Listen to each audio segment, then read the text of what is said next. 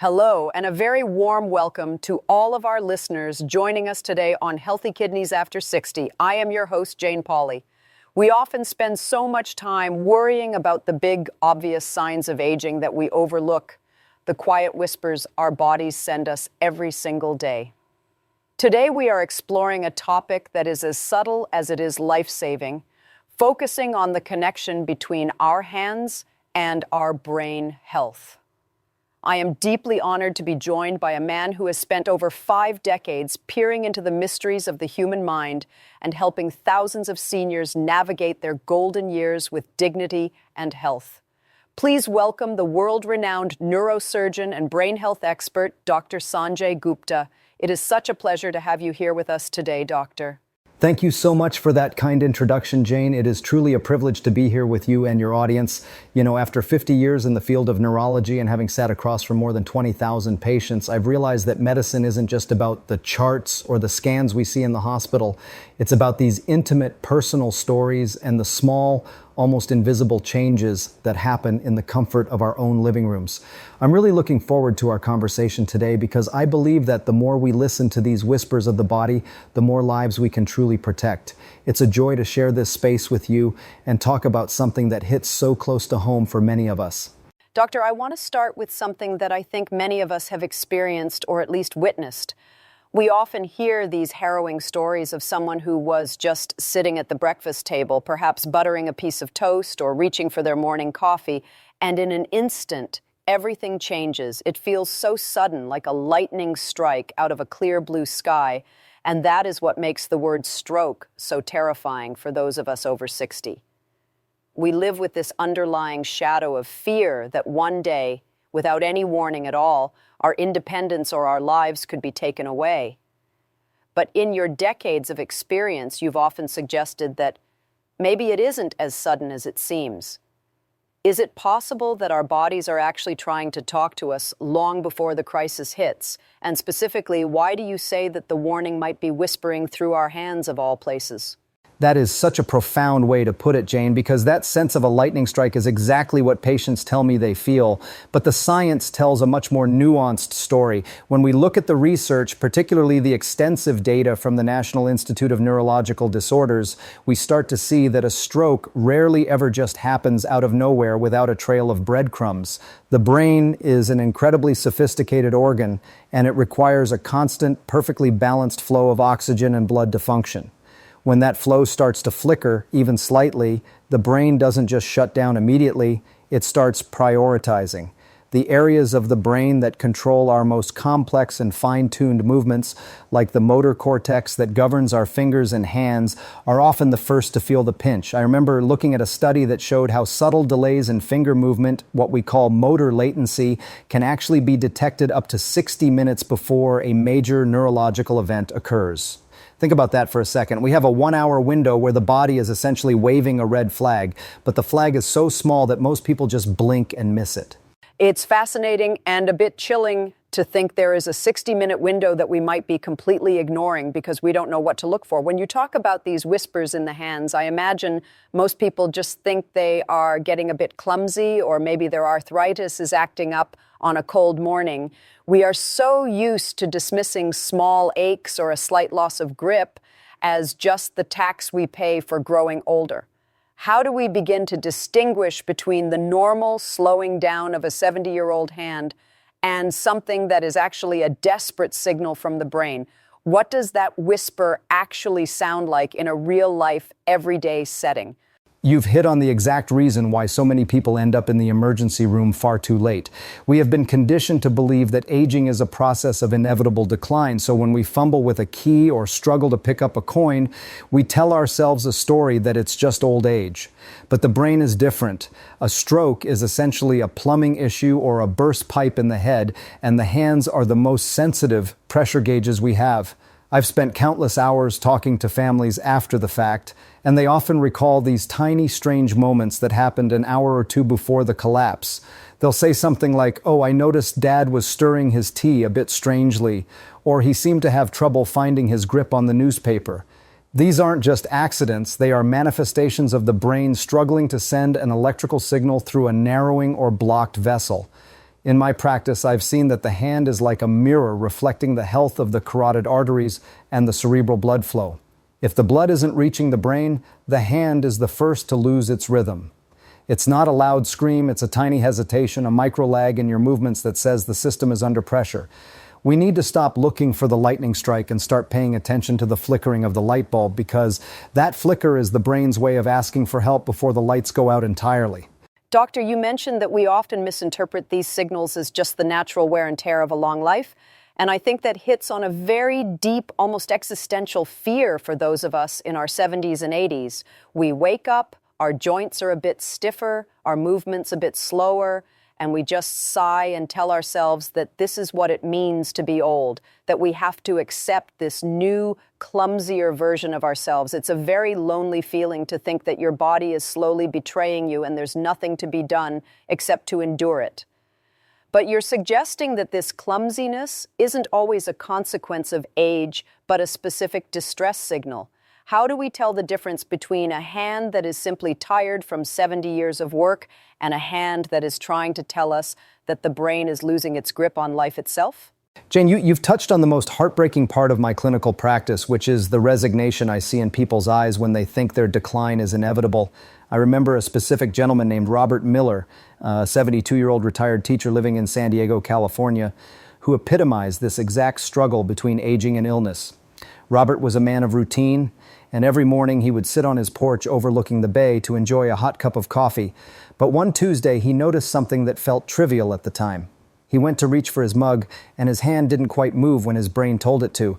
There was this tiny, almost imperceptible lag of maybe half a second, a moment where his fingers just hovered uncertainly over the handle. He told me later that he just laughed it off, thinking his arthritis was acting up because of the ocean breeze or that he hadn't slept well, so he forced his hand to grab the cup and went on with his day.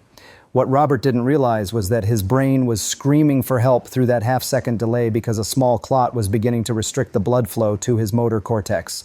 He spent the whole morning convincing himself he was just getting older and slower, when in reality, his brain was fighting a silent battle to keep the lights on. It's a dangerous narrative we tell ourselves, that being elderly means being dysfunctional, because it causes us to ignore the very warnings that could save us from a lifetime of disability. Robert was lucky because his wife noticed he was stirring his coffee with a strange, jerky rhythm later that hour and insisted they go to the clinic, but so many others just sit there and let the window of opportunity close. We have to understand that while a joint might get stiff, the fundamental communication between your brain and your fingers should remain crisp and immediate regardless of age. If your brain says move and your hand hesitates, that is not a birthday present from old age. It is a neurological emergency disguised as a minor inconvenience. It is so easy to see why Robert would just brush that off, especially when you're in a beautiful setting like San Diego and everything seems fine on the surface. We are taught to be stoic, to not complain about every little ache, and I think for many seniors, there's a pride in not being a burden to their families. But hearing about that half-second delay makes me wonder about all the other things we dismiss. If we aren't supposed to accept this slowing down, what should we be looking for when we are doing things as simple as buttoning a shirt or picking up a pen? Is there a way to look at our hands with fresh eyes, perhaps even with a bit of healthy suspicion, to make sure we aren't falling into the same trap that Robert almost did? That suspicion is exactly what saves lives, Jane, and it starts with paying attention to the symmetry and the fluidity of your daily rituals. In Robert's case, the tragedy was that he had all the signs but no context to understand them, and he felt that admitting he was failing would mean losing his independence. When I sat with him in the hospital after we cleared the blockage, he wept because he realized he had almost traded his entire future for the sake of not appearing old for one morning. We need to look at our hands as the ultimate ambassadors of our brain health. They are the most complex mechanical tools in the universe, and they require a massive amount of bandwidth from the brain to operate. If you find that you are suddenly struggling with a specific task you've done for 60 years, like Robert did with his coffee mug, or if one hand feels heavier than the other, don't blame the calendar. Robert's story ended well because of an observant spouse, but I want people to be their own observers, to recognize that a sudden change in how your hand responds is a physiological event, not a chronological one. I often tell my patients that the brain is like a high-speed internet connection, and the moment you see that buffering icon in your movements, you need to check the router. For Robert Miller, that half second of buffering was the only warning he got before a potential catastrophe, and it's a lesson for every one of us to stop accepting decline as a mandatory part of the journey. It's so powerful to hear you describe the brain as a high-speed connection and the hands as the mirror of that health, but I think many of us still struggle with the cultural pressure to just age gracefully. There is this long-standing belief, almost a myth, that as we cross into our 70s and 80s, we should naturally become more fragile and less coordinated. We see it in movies. We see it in how society treats us, and eventually we start to believe it ourselves. It feels like we are fighting an uphill battle against science and society at the same time. Can you help us break down this myth? Is there actual medical proof that our hands should stay sharp even as we age? And what is really happening inside the brain when we experience that clumsiness we've been talking about? You are absolutely right, Jane. The myth of the frail senior is one of the most damaging concepts in modern medicine because it creates a veil of silence around symptoms that are actually treatable. If we look at the research coming out of Harvard Medical School, the evidence is strikingly clear. The aging process itself does not cause a sudden significant disruption in the neurovascular coupling that controls our motor skills. In simpler terms, your brain and your blood vessels are designed to work together perfectly until the very end, provided they are healthy. When a senior person starts to experience a lag in their hand movements or a loss of fine motor control, it isn't normal aging. It is almost always a sign of a pathological interruption, such as a microinfarction or a transient ischemic attack. We have seen through advanced imaging that even in people in their 90s, the neural pathways for routine tasks like writing or gripping remain robust. So when those pathways start to fail, it's not because the wires are old, it's because the power supply, the blood and oxygen is being cut off. We are often too quick to blame the age of the machine when the real issue is that the fuel line is clogged. This is why I get so frustrated when I hear people say they are just slowing down because it prevents them from seeking the diagnostic help that could prevent a massive stroke. So if it's not the age of the wires but the power supply, it sounds like we've been looking at the problem entirely backwards. It's almost as if we've been conditioned to ignore the symptoms of a clogged fuel line because we think the machine is just supposed to sputter after a certain mileage. This makes me think about our daily habits, the things we do without thinking. If we are unknowingly living with these interruptions in our brain's blood flow, are there common things we do every day that might be making the situation worse? Are we accidentally ignoring these signs because they happen during our most mundane moments, like when we're reading or cooking? Exactly, Jane. And that is where the danger lies, in the mundane. We spend so much of our lives on autopilot that we don't notice when the autopilot starts to malfunction. Many seniors have developed workarounds for their symptoms without even realizing it. They might start using their other hand more often, or they might stop doing certain hobbies like knitting or woodworking because they think they've just lost interest when in reality their brain is struggling to coordinate those tasks. This is a form of subconscious denial that can be fatal. Research shows that these minor vascular disruptions are often the precursors to a major event, yet because they don't cause pain, we ignore them. Unlike a heart attack, which usually comes with a clear signal of pain, a brain event is often silent and subtle. It's a tragedy of missed opportunities. If we could just shift the perspective and see every small movement as a vital sign, just as important as blood pressure or heart rate, we could catch these issues months or even years before they become life-altering. We have to stop being so polite to our symptoms and start being more demanding of our health. Your hands are telling you a story every time you use them, and it is a story of how well your brain is being nourished. If the story starts to feel disjointed or slow, you aren't just getting old. You are receiving a critical update from your vascular system that demands your immediate attention. It is quite a revelation to think that losing interest in a hobby or subtly switching hands could actually be a survival mechanism our brain is using to hide its own distress. It makes me wonder about the specific small accidents that we all have, dropping a glass, fumbling with a pen, or struggling with a button, and how we usually just laugh them off with a whoops or a joke about being a klutz. But in the context of what you're saying, those moments seem much more ominous. They aren't just whoops moments. They might be the only warning we get. Have you seen cases where these very specific small failures of the hand were the final warning before something much more serious happened? Sadly, Jane, I have seen that scenario play out more times than I can count, and it's often the most heartbreaking because the signs were so clear in hindsight. I often think about Margaret Lewis, a 68-year-old grandmother from Portland, Oregon, who was a vibrant, active woman who loved to write handwritten letters to her grandchildren. Margaret started noticing that she was dropping her favorite fountain pen more often, and she found that buttoning her cardigan in the chilly Portland mornings was taking her twice as long as it used to. She didn't think twice about it. She told her daughter she was just getting a bit clumsy in her late 60s and that her fingers felt a little stiff. She even joked that her pen was just slippery. But what Margaret was actually experiencing were classic silent warning signs of a carotid artery that was severely narrowed. Her brain was receiving just enough blood to keep her conscious and talking, but not enough to maintain the high-level coordination required for fine motor tasks like writing or buttoning. A few weeks after she first noticed the slippery pen, Margaret suffered a significant stroke while she was alone in her garden. When I met her in the rehabilitation ward, she looked at me with such regret and said, "Doctor, the pen was trying to tell me and I just wouldn't listen." It was a devastating realization for her because she had ignored the very whispers we are talking about today. That story of Margaret and her pen is so haunting because it's something we can all relate to. It's such a small, everyday object, yet it held the key to her survival. It's terrifying to think that the price of subjectivity, as you might call it, is so high. We want to believe we are fine, so we make excuses.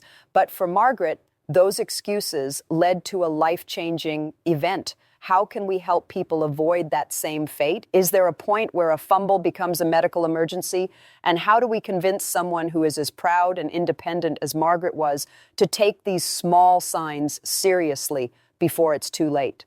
The key is to remove the stigma of complaining and replace it with the discipline of monitoring. For someone like Margaret Lewis, the pen dropping wasn't just a random act of gravity, it was a failure of the neural circuit. I tell my patients that if you experience a new difficulty with a fine motor task, anything that involves the precision of your fingers, and it happens more than once or twice in a week, that is a data point, not an accident. We need to treat these moments with the same seriousness as chest pain. If Margaret had known that a clumsy hand is often the brain's way of signaling a transient ischemic attack, she might have sought a simple ultrasound of her neck that would have revealed the blockage. Instead, she waited for a real sign, which for many people means pain or paralysis, but by then the damage is often done. We have to change the conversation around aging from one of acceptance of loss to preservation of function. Every time you drop something or struggle with a button, I want you to ask yourself, is this my hand failing or is this my brain calling for help? Margaret's price was a long, hard road of recovery, but her story serves as a powerful beacon for everyone else. Don't wait for the storm to hit when the wind is already shaking your windows. Your hands are your early warning system. Trust them more than you trust your own desire to be fine. It's incredibly sobering to realize that we might be walking around with these life-saving clues right at our fingertips, quite literally. You've given us a lot to think about regarding the signs we should watch for, but I want to pivot to something more proactive. If the hands are such a powerful diagnostic tool, is there a way for us to use them intentionally to check on our brain health? I've heard about some simple tests or exercises that doctors use, and I'm curious if there's something we can do ourselves, perhaps something that has been proven by research to give us a clear yes or no about our stroke risk. How can 30 seconds of our time actually change the trajectory of our lives? This is where we find a tremendous amount of hope, Jane, because while the brain is complex, the way we can check on it is surprisingly simple. There is a fascinating body of research from Kyoto University in Japan that is focused on a very specific movement called the grip and release test. The Japanese researchers found that the ability to rapidly open and close your fist, doing it about 20 to 30 times in 30 seconds, is one of the most accurate predictors of early-stage vascular cognitive impairment and stroke risk in people over 60. In their studies, they found that this simple test could identify potential issues in more than 70% of cases before a major event occurred. This is because this repetitive action requires a high-speed, constant loop of feedback between the brain and the hand. If there is any traffic jam in the blood vessels, that loop starts to break down and you'll see the hands start to slow down, or the fingers won't open all the way, or the rhythm will become irregular. It's an incredible tool because it's free, it's fast, and as I always say, the hands never lie. They will show a problem long before an MRI might even pick up a visible lesion. 30 seconds to identify a 70% risk, that is a staggering statistic. It almost sounds too simple to be true, yet it's backed by such prestigious research. I think for our listeners, especially those who might be feeling a bit anxious right now, this is a very empowering thought. It takes the mystery out of the fear. But I can imagine someone sitting at home right now, trying to open and close their fist and wondering if they are doing it right or if they are just being paranoid. Can you walk us through what a failing test looks like versus a healthy one? And is this something we should be doing every day, like checking the weather or taking our vitamins? I absolutely recommend making this a part of your daily brain check, just as routine as brushing your teeth. When you do the grip and release test, a healthy response is a crisp, wide opening of the palm and a firm, quick closing of the fist, maintained at a steady, rapid pace for the full 30 seconds. What we look for as a warning sign isn't necessarily total failure, but what I call the fade. You might start out strong, but by the 15-second mark, your hand starts to feel heavy, or your fingers don't quite extend all the way, or one hand is significantly slower than the other. That asymmetry is a huge red flag. If your right hand is a racing car, but your left hand is a bicycle, your brain is telling you that the right hemisphere, which controls that left hand, is struggling for resources. This simple 30-second check gives you the power to catch a whisper before it becomes a scream. I've seen patients who started doing this every morning and caught their own decline early enough to get on blood thinners or have a minor procedure, completely avoiding the stroke that was waiting for them. It's about taking ownership of your neurology. We spend so much time checking our bank accounts and our thermostats. It's time we spent 30 seconds checking the most important asset we have. Your brain is giving you a daily report card through your hands. You just have to be willing to read it. That idea of one hand being a racing car and the other being a bicycle is such a vivid image, and it makes it so much easier to understand what we should be looking for. It's that lack of balance, that sudden feeling that one part of you isn't listening to the other that seems to be the real danger zone. But I think there's a deeper psychological barrier here. For many people, especially those in their 80s, there's a sense of, well, I've lived a long life, maybe this is just the end of the road. They might feel that seeking help for a slow hand is a sign of weakness, or that they are just delaying the inevitable. How do you respond to that kind of fatalism? Is it ever too late to listen to your hands? Or can even someone in their 80s find a way back to health if they catch these signs? Jane, I hear that sentiment so often that I've had my run attitude, and it breaks my heart because it's based on a misunderstanding of what's possible. It is never, ever too late to intervene and preserve your quality of life. I'll never forget Thomas Nguyen, an 81-year-old gentleman from Houston, Texas. Thomas was a proud, independent man who lived alone and prided himself on his morning Tai Chi and his gardening. One morning, while he was doing his usual hand exercises, he noticed that his left hand simply wouldn't keep the beat. It felt like it was moving through molasses while his right hand was perfectly fine. Thomas almost didn't say anything. He thought, I'm 81, what do I expect? But luckily his daughter was visiting and noticed that he was favoring his right side while he was eating breakfast. She had heard about these whispers and insisted on taking him to the hospital.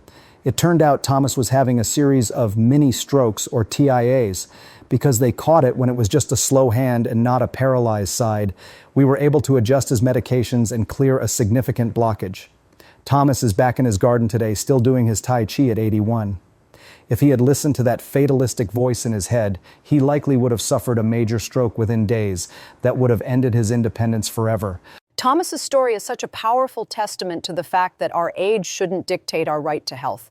It's moving to think that he could have lost everything he loved, his gardening, his Tai Chi, just because he thought 81 was too old to matter. It seems like the real enemy isn't just the stroke itself, but the mental surrender that happens before it. When you talk to patients like Thomas, how do you help them see that a hand that won't listen is actually an opportunity rather than a sentence? How do we shift that mindset from this is the end to this is a detour? I tell them exactly what I told Thomas. Your body doesn't have an expiration date for care. When a hand stops listening, it's not because the person is old. It's because a specific physical problem is occurring that can often be fixed or managed. I ask them to think of their body like a classic car. Yes, it's an older model, and yes, it needs more maintenance, but that doesn't mean you just let the engine seize up when you hear a funny noise. Thomas's left hand was a funny noise in his neurological engine. By treating it with respect instead of resignation, he saved his own life. The hand that won't listen is actually a very polite warning. It's the brain saying, "I'm having trouble here. Can you give me a hand?" Literally. We need to honor that request. For Thomas, that meant a few days in the hospital and a change in his diet and meds, which is a small price to pay for years more of gardening and playing with his grandkids. We have to stop viewing medical intervention as fighting the inevitable and start seeing it as protecting the precious. Every day you have is precious, whether you are 60 or 90, and your hands are the tools that allow you to engage with that life. When they struggle, they are asking you to fight for them, and they deserve that fight. I love that analogy of the classic car. It's about maintenance and respect for the journey the vehicle has taken. But it also makes me think about how we drive our bodies every day. Many of us, as we get older, tend to become more sedentary. And we spend more time sitting, reading, or watching television, and we think we are resting or taking it easy, which sounds like a good thing. But you've suggested that this stillness might actually be a hidden enemy, especially for our brain and our hands. How does our modern, often stationary lifestyle impact that fuel line to the brain that we've been talking about? Can sitting still for too long actually be setting the stage for the very whispers we're trying to avoid? You've hit on a major public health crisis that we don't talk about enough, Jane. The danger of the still body. When we sit for long periods, our entire circulatory system slows down, and for someone over 60, this is particularly risky. There is compelling research from Europe showing a direct link between prolonged inactivity and reduced cerebral blood flow. Think of your vascular system like a series of rivers in a city. When everything is moving, the water is clear and the banks are clean. But when the flow stops, sediment starts to build up, and the smaller streams, the ones that feed the delicate parts of the brain, are the first to get clogged. When you sit still for hours, you aren't just resting your legs, you are essentially allowing your brain's traffic to back up. This lack of movement reduces the shear stress on the artery walls, which is actually a good kind of stress that keeps the vessels flexible and open. Without it, the vessels become sluggish, and that is when those whispers in the hands are most likely to start. I often tell my patients that the brain is a use it or lose it organ, and that applies to the blood flow just as much as the thinking. It's a bit scary to think that our rest could be so counterproductive. It's like we are accidentally letting our own rivers turn into stagnant ponds. I think many of us feel that if we aren't exercising in the traditional sense, like running or going to a gym, then we are just sitting. But for a lot of seniors, high-intensity exercise isn't an option. Is there a middle ground? How do we keep the rivers flowing without feeling like we have to run a marathon? And how do our hands play a role in this daily maintenance of our brain's blood supply? The beauty of this is that the solution is very low impact but high reward. You don't need a treadmill to keep your brain's blood flow healthy. You just need to keep your extremities engaged. Because the hands are so densely connected to the brain, even small, frequent movements of the fingers can act as a pump for cerebral circulation. There's a concept in neurology called neurovascular coupling, which means that when you use a part of your body, the brain automatically sends more blood to the corresponding area of the brain. So if you are sitting and watching TV, but you are actively fidgeting or using a stress ball, or even just doing the grip and release test we talked about, you are forcing your brain to keep those rivers flowing to the motor cortex. I tell people to think of it as micro movement. Every 10 minutes of sitting should be followed by 1 minute of hand and arm activity.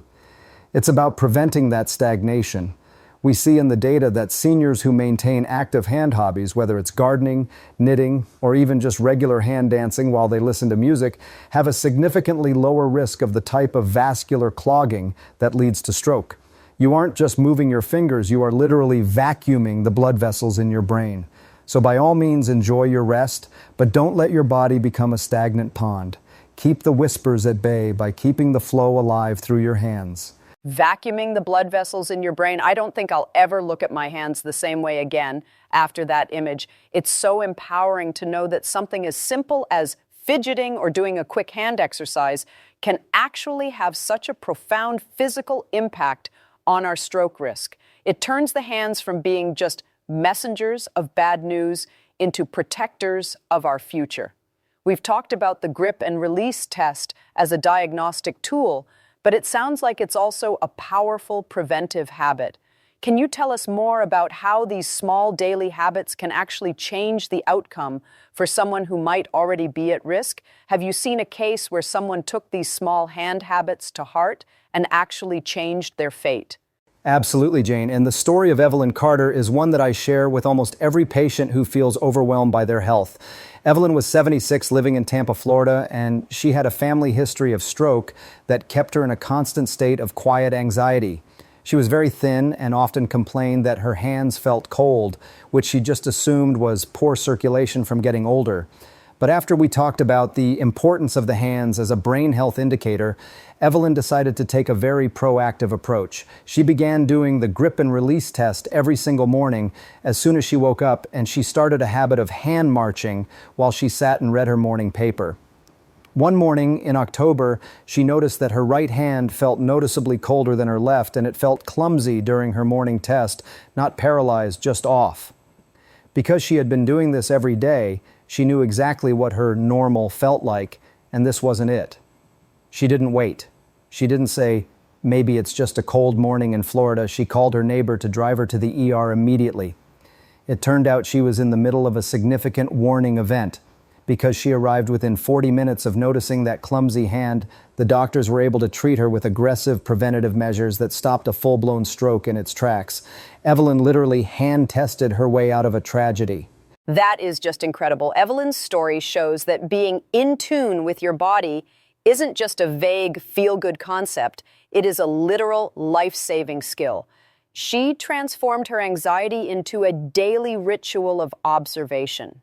I think for many people, the fear of a stroke comes from the feeling that it's a random, uncontrollable event. But Evelyn's experience suggests that we have a lot more control than we think. If we were to follow Evelyn's lead, what would a gold standard daily hand routine look like for someone over 60? How many times a day should we be checking in with our hands to ensure we are as safe as she was? I recommend what I call the 3-point check, and it's exactly what I taught Evelyn. First, do the 30-second grip and release test in the morning to set your baseline. Second, at lunch, check for thermal symmetry. Literally touch your two hands together to see if one is significantly colder than the other, as Evelyn noticed. A cold hand can be a sign of reduced blood flow long before the movement fails. Third, in the evening, try a precision task like threading a needle or picking up a small coin from a flat surface. This checks the fine motor coordination that a simple grip might miss. These 3 checks take less than 2 minutes combined, but they give you a comprehensive weather report for your brain. Evelyn's success wasn't just luck. It was the result of knowing her own normal so well that she could spot the abnormal instantly. I tell my patients, don't be afraid of what you might find. Be afraid of what you might miss by not looking. Evelyn is now 79, still in Tampa, still doing her morning hand checks, and she tells me she feels more in charge of her health now than she did in her 50s. She took the whisper and turned it into a conversation with her doctors, and that is how you win the battle against stroke. It's not about grand gestures, it's about the small, consistent habits that prove you are listening to your body's needs. The hands never lie, as you said, and hearing Evelyn's story really cements that. It's about being an active participant in your own survival. We've spent this time talking about the hands as a warning system and a preventive tool, but I want to touch on the underlying science one more time before we wrap up. You mentioned neurovascular coupling, and it sounds like there's a real use it or lose it relationship between our finger movements and our brain's oxygen levels. For those who are skeptical or who think this sounds a bit too simple to be medical science, what is the actual physiological connection here? Is it true that just moving our fingers for a few minutes can actually change the oxygen levels in our brain? It sounds like magic, but it is pure, beautiful physiology, Jane. When you engage in complex or repetitive finger movements, the neurons in the motor cortex of your brain start firing rapidly. These neurons are hungry. They require a massive amount of glucose and oxygen to keep up that firing rate. Through the process of neurovascular coupling, the brain responds to this demand by dilating the local blood vessels, essentially opening the floodgates to that specific region. Studies have shown that just 2 to 3 minutes of vigorous hand activity can increase local cerebral blood flow and oxygenation by as much as 15%. That 15% might not sound like much, but in a brain that is struggling with narrowed arteries or reduced flow, it can be the difference between a cell surviving or dying during a period of stress. It's like giving your brain a mini flush of fresh, oxygenated blood. This isn't just my opinion, it's a fundamental principle of how the brain manages its resources. We've seen this in fMRI scans. The moment the hands start to move, the brain lights up with activity and blood flow. Chum te, chinla, chum now. Taking care of your hands is literally taking care of your brain. That is such a powerful scientific backing for everything we've discussed. It changes the way we think about every little movement, from typing an email to peeling an orange. It's all brain fuel. I think it also takes away the fear. Instead of feeling like we are at the mercy of our old blood vessels, we can see ourselves as the engineers of our own brain flow. But I also want to address the why for our audience. This isn't just about avoiding a hospital stay. It's about what a stroke takes away. The ability to hold a grandchild's hand, to feed yourself, to write your name. When you talk to your colleagues or your students about this, how do you emphasize the human cost of ignoring these hand signals? I always tell my students that we aren't just treating brains, we are treating lives. The brain is the seat of the soul, and the hands are how that soul interacts with the physical world. When a patient ignores a whispering hand and ends up with a major stroke, they don't just lose motor function, they lose their reach into the world. They lose the ability to express love through a touch or to maintain their dignity through self-care. That is why I am so passionate about this message. This isn't just medical advice. It's a plea to protect your connection to everything you love. By caring for your hands, you are protecting your ability to be you. We see so much focus in the media on high-tech surgeries and expensive drugs, but the most sophisticated medical tool you will ever own is the one at the end of your arms. If you keep those tools active and if you listen when they start to falter, you are doing more for your long-term brain health than any brain game or supplement could ever do. It's about the direct physical link between action and life. Your brain wants to keep working for you, but it needs the blood that your movement provides. Don't starve your brain by staying still. Feed it by moving your hands. Doctor, as we come to the end of this incredibly eye-opening conversation, I'm struck by how much hope you've given us. We started with the fear of the lightning strike of a stroke, but we are ending with a clear, simple path toward protection and empowerment. You've shown us that the whispers of our hands aren't something to be feared, but something to be welcomed as a vital conversation with our brain. It feels like we've been given a key to a door we didn't even know was there. Before we say goodbye, I wonder if you have one final thought for that person listening right now, maybe someone like Robert or Margaret or Evelyn, who is looking at their hands and wondering what the future holds. My final message is a simple one, Jane. Your hands are your most loyal companions, and they have been with you through every joy and every struggle of your life. They have held your children, they have worked your jobs, and they have expressed your deepest emotions. Now, as you move through your 60s, 70s, and beyond, they are asking for one more thing from you. They are asking for your attention. Please do not dismiss them. Do not let the myth of old age silence the very signals that are meant to keep you safe. If your hand hesitates, if your grip falters, or if one side feels a little colder than the other, don't be afraid and don't be proud. Be curious. Reach out to your doctor and say, I've noticed a change in my hands, and I want to check on my brain. You are not being a burden. You are being a hero for your own future. Every 30 seconds you spend checking your grip is an investment in years of independence and happiness. Your hands are the bridge between your thoughts and your world. Keep that bridge strong, keep the rivers of your brain flowing, and remember that you have the power to listen your way to a longer, healthier life. It has been a true honor to share these stories and this science with you today, Jane. Thank you for giving a voice to these whispers. Dr. Gupta, I cannot thank you enough for your wisdom, your compassion, and for reminding us that our health is literally in our own hands. You've changed the way I look at my own morning coffee, and I know you've done the same for thousands of our listeners today. It has been an absolute privilege to have you on the show. To everyone listening, thank you for joining us on this special episode of Healthy Kidneys After 60. We hope you feel empowered and inspired to start your own 3-point check tomorrow morning. Remember, your body is always talking to you. You just have to be quiet enough to listen. If you found today's conversation helpful, please consider subscribing to our podcast and sharing this episode with a friend or a loved one. You never know, the information we shared today might be the whisper that saves a life. Join us next time as we continue to explore the hidden paths to health and vitality in our golden years. Until then, keep your hands active, keep your heart open, and take care of yourselves and each other. This is Jane Pauley wishing you a healthy and vibrant day ahead.